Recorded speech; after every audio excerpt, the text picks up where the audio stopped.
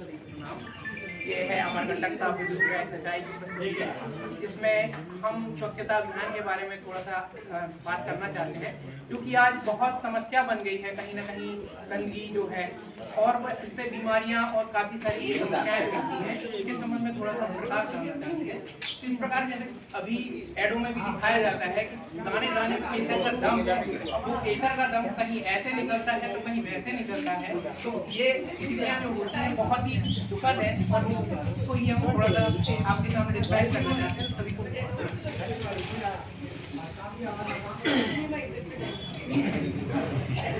मैं तो रास्ते से जा रहा था, मैं तो मुझे दिखा रहा था, मैं तो दिखा रहा था, तो मैं क्या करूं, तो मिर्ची लगी तो मैं क्या करूं। अरे भाई, मिर्ची क्यों ना लगे। आज हमने अपने गांव, शहर, यहाँ तक कि अपने देश की हर गली को, यहाँ देखो वहाँ देखो, सबको गंदा कर दिया है। तो भाई ऐसी बात है, हम तो रोकेंगे भी और टोकेंगे भी। रोकेंगे भी, टोकेंगे भी, रोकेंगे भी, टोकेंगे भी। मैं तो गार्डन में जा रहा था, मैं तो मुंह में गुस्सा घुमा रहा था, यहाँ वहाँ कूद रहा था, तो मिर्ची लगी तो मैं क्या करूं, तो मिर्ची लगी तो मैं क्या करूं। अरे भाई, मिर्ची क्यों ना लगे। हम देखते हैं कि बस स्टैंड हो, रेलवे स्टेशन हो, मार्केट हो, बाजार हो, हमारे घर मोहल्ले की गलियां हो, जहां देखो वहां थूक केसर का ऐसा बना के रख देते हैं, ऐसा थूकते हैं जैसे लाल नदियां बहा देते हैं। इससे हमारे समाज में, हमारे बाल बच्चों में, हमारे परिवार के लोग वहां से निकलते हैं, तो हम ही को कितना गंदा और उनको कितना गंदा फील होता है।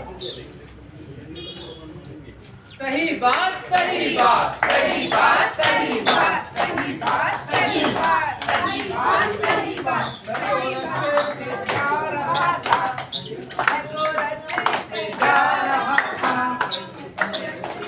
जा रहा था, तुमको मिर्ची लगी तो मैं क्या करूं, तुमको मिर्ची लगी तो मैं क्या करूं। ये भाई जरा देख के चलो, आगे भी नहीं पीछे भी, दाएं भी नहीं बाएं भी, ऊपर भी नहीं नीचे भी। जरा देख के चलो, आगे भी नहीं पीछे भी, दाएं भी नहीं बाएं भी, ऊपर भी नहीं नीचे भी। एक भाई तो, अरे जीजू बेटा, इतनी झाड़ू लगाएगा तू? यहाँ पर वहाँ पर कहाँ झाड़ू लगाएगा? अरे जब हम बड़े बड़े नहीं सुन रहे हैं, नहीं मान रहे हैं, तो इन बच्चों को ही संकट टालना पड़ेगा। बताओ, इन छोटे छोटे बच्चों को ही जिम्मेदारी उठानी पड़ेगी। अब आप बताइए, अरे आप भी बताइए, क्या ये बच्चा झाड़ू लगाकर देश साफ करेगा? कोई बता सकता है कौन देश साफ करेगा? अरे ओ काका, ओ काकी, इधर आओ, इस बच्चे को कोई तो समझाओ। देखो क्या करने वाला है, अकेला ही देश साफ करने चला है, कोई तो आओ, इसकी मदद तो करो। अरे समझाना क्या, बच्चा ठीक ही तो कह रहा है। यदि झाड़ू नहीं लगाएंगे तो ऐसे ही हमको संकट टालना पड़ेगा। सबसे अच्छी एक्टिविटी यही कर रहा अरे ये क्या है यार, केले का छिलका। अरे ये केले का छिलका यहाँ किसने फेंका? कमर ही टूट गई मेरी तो। अरे पापा, ये छिलका तो मम्मी ने फेंका है। अरे तुम्हें यही जगह मिली थी केले का छिलका फेंकने के लिए? अरे तुम तो मुझे गलत बता रहे हो। ये पूरी दुनिया छोड़ के तुमको एक यही गली मिली थी जहाँ से तुम जा रहे हो, और गिरने के बाद मुझसे कहते हो यहाँ छिलका फेंक दिया। अरे कमर ही टूट गई, यही तो रास्ता है घर आने का, और कौन से रास्ते से आऊं? अरे हम अपने घर के आसपास को काम कर लो, हम ही तो ना गिरे यहाँ। ठीक है, अगले बार से ध्यान रखूंगी। वो कहते हैं ना, जो दूसरों के लिए गड्ढा खोदता है एक दिन उसी में गिरता है। तकलीफ अगर हो सीने में, तकलीफ हो अगर किसी अपने को, तो दर्द होता है सीने में। वह गैरों को दर्द हो तो हो, मुश्किल ना हो कुछ जीने में। अपने आसपास सफाई करने वालों को याद जरूर करना, जो पल के लिए ही सही उनसे बात जरूर करना। इन चैन से सांस लेते हैं हम उनकी खातिर, एक पल के लिए से इनको धन्यवाद जरूर करना। सबसे बढ़िया तो ये छोटे बच्चे के लिए भाई। मुझे कुत्ते ने काट लिया। कोई तो हेल्प करो। अरे भाई क्या हो गया? मुझे कुत्ते ने काट लिया। ले लो, थोड़ा मिट्टी लगा लो। अरे रोको और रोको, चलो। अरे रोको रोको रोको रोको रोको रोको। अरे रुको, इसके बाद इनकी हम झाड़ फूक भी करवाएंगे। अरे नहीं नहीं नहीं, ऐसा नहीं करना। अरे सबसे पहले इसे बहते हुए पानी में और साबुन से अच्छी तरह 15 से 30 मिनट तक धोइए। उसके बाद इस पर पट्टी लगा के डॉक्टर के पास जाना है। किसी झाड़ फूक और उसके चक्कर में ना पड़े।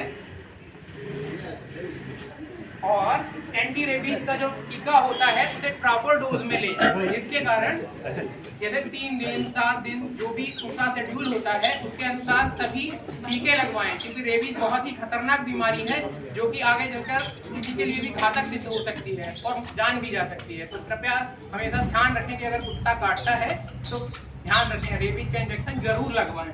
और ये बात ध्यान देने वाली है, कुत्ता काटे या खरोचे, हमको जिस दिन उसने काटा है वो 0 डे कहलाएगा। उसके बाद तीसरे 3rd नंबर वाले दिन 3rd टीका लगेगा, उसके बाद 7वें, फिर 14वें, फिर 28वें दिन लेना है।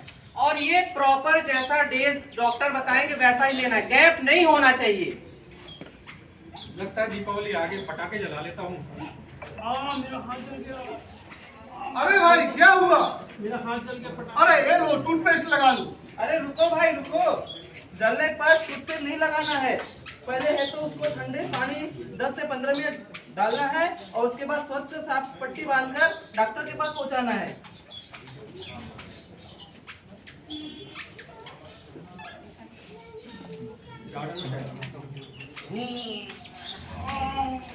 अरे ये क्या हो गया? मुझे आप ही लगता है एक्सीडेंट हो गया। कोई तो हेल्प करो, उठाओ मुझे, मदद करो। अरे अरे अरे क्या हुआ क्या हुआ क्या हुआ? अरे अरे आप लोग दूर होइए पहले तो। अरे क्या हुआ इसको? अरे अरे आप भाई साहब थोड़ा जगह हवा आने दीजिए, हवा तो आने दीजिए पहले।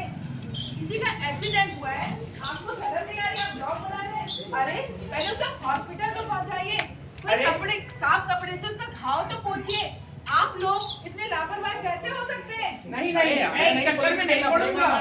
अरे भैया इसमें लफड़े की क्या बात है?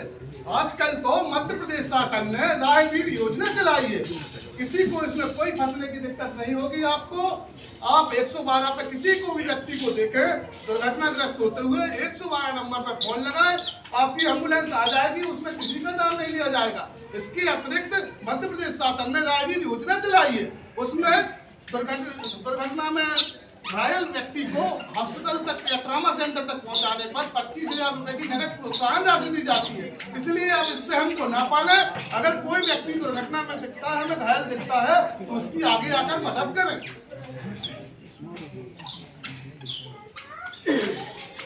मैं जाता हूँ, थोड़ा सा एक्सरसाइज करता हूँ।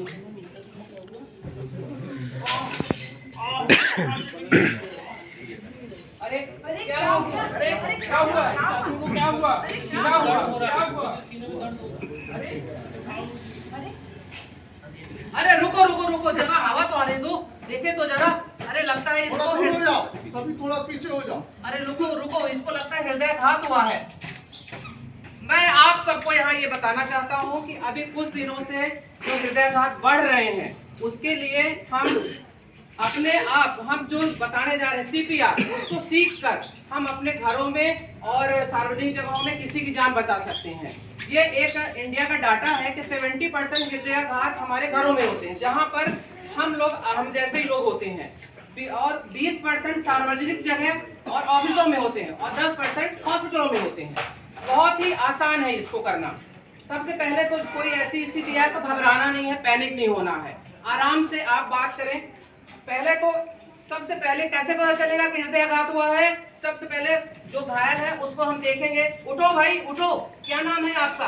अगर वो जवाब नहीं दे रहा मतलब होश में नहीं है, फिर हम उसके सीने को देखेंगे, ऊपर नीचे हो रहा है या नाक या मुंह के पास कान ले जाके देखेंगे सांस चल रही है या नहीं। सांस नहीं चल रही है तो, और उसके बाद फिर पल्स देखेंगे। पल्स देखने का तरीका क्या है? अपने हाथ में यहाँ पे पल्स नहीं मिलती है जब हृदयाघात होता है, तो ये जो बीच की हड्डी है, इससे 2 उंगली साइड में थोड़ा दबा के देखेंगे तो आपको समझ में आएगा कि पल्स चल रही या नहीं। पल्स नहीं चल रही मतलब ना तो होश में है, ना सांस चल रही, ना पल्स चल रही, और ये अभी तुरंत ही गिरा है। एकदम 10 सेकंड के अंदर आपको क्या करना है, सीपीआर देना है। अब सीपीआर का तरीका क्या है, सबसे पहले तो आप अपने हाथ को, हथेली को ऐसे बनाना है, तो दोनों सीनों के बीच में जो हड्डी है उसके 1/3 पार्ट नीचे की तरफ, इसको आपको 1 सेकंड में 2 बार प्रेस करना है। कितना करना है, 2 इंच तक नीचे जाना चाहिए। अगर प्रॉपर नहीं होगा कंप्रेशन तो किसी काम का नहीं है। इसके लिए आप घुटनों के बल बैठ जाएं, ये हाथ सीधा होना चाहिए, एकदम सीधा। इसको आपको 1 सेकंड में 2 बार, मतलब कि 1 मिनट में 100 से 120 बार आपको दबाना है। कोई डरने की बात नहीं है, बहुत ही आसान है। इसको अच्छे से सीखेंगे तो इसको जैसे हम, और 30 बार दबाने के बाद मुंह से फूंक मारेंगे। अगर आप कंफर्टेबल हैं या उनका कोई साथी है या उनके घर के कोई सदस्य हैं, फूंक मार सकते हैं। अगर कोई फूंक मारने वाला नहीं है तो आप कंप्रेशन करते रहें। कब तक करते रहेंगे, जब तक चिकित्सीय सुविधा या एम्बुलेंस ना आ जाए, और होश के आने तक उसको हमको कंप्रेशन देना है, जिससे उसकी जान बच सकती है। और एक चीज और ध्यान रखें, इसमें आप अकेले नहीं कर सकते, क्योंकि 1 मिनट आप जब करेंगे काफी ताकत लगती है। 2 इंच मतलब काफी दबाना रहता है। अपने दूसरे साथी को तैयार रखिए, या कोई खड़ा है जैसे ब्लैक टी शर्ट वाला, उसको बोलिए, इंगित करके बोलिए, ब्लैक टी शर्ट वाले भैया जो मैं कर रहा हूँ यही आपको करना है थोड़ी देर में। 1 मिनट में 100 से लेके 120 करना है। और जब आप 30 बार दबाओ, मतलब ऐसी स्पीड है अनुमान, 1 2 3 4 5 6 7 8 9 10 11 12 13 14 15 16 17 18 19 20 21 22 23 24 25 26 27 28 29 30। ये तो मैंने जोड़ जोड़ गिना, लेकिन अपने मन में गिन सकते हैं। और 30 बार जैसे ही होगा फूंक मारना है। उसके बाद अगर आप थक गए हैं तो कोई दूसरे को बुलाइए, फिर से आप करिए, रिपीट करते रहिए।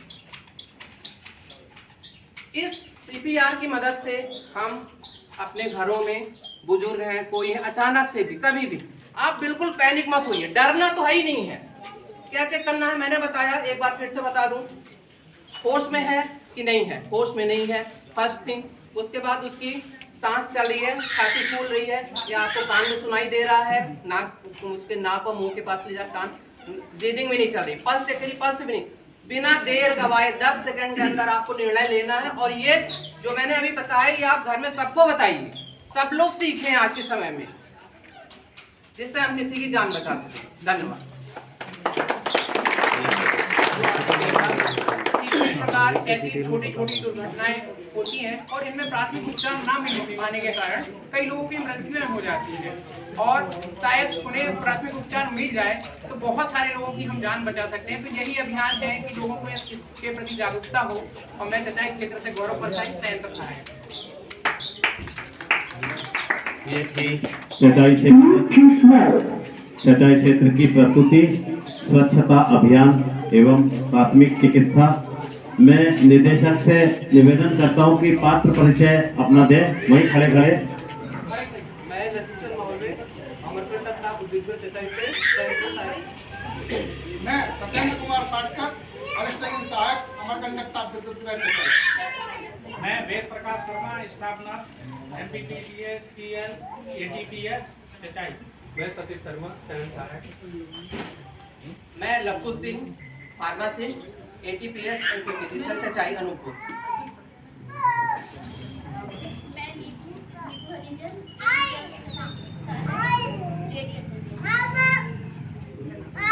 मैं प्रीति शर्मा, अमरकंटक ताप से, और ये मेरा पुत्र शिवायु परसाई। प्रणाम करो सबको, सबको प्रणाम करो।